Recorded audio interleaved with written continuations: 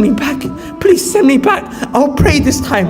I'll dump that girl this time. I won't play around with the girls no more. No more cigarettes, no more weed, no more watching things online, no more talking to the guys, no more music, no more disrespecting my parents. I will pray. Allah, please send me back. Tell these angels, hold me down for a second. Send me back. Just 2 minutes. Send me back. Oh, let me die with my head on the ground in sajda. Let me die. But Allah says, no.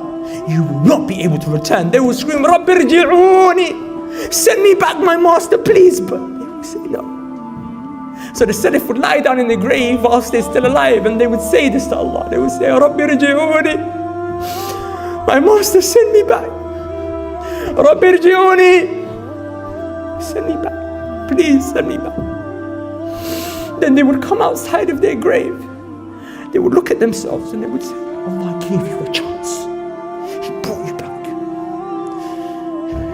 Up before you die, because the time will come when you will say these words and Allah will tell you no. The ink is dried and the pens have been lifted.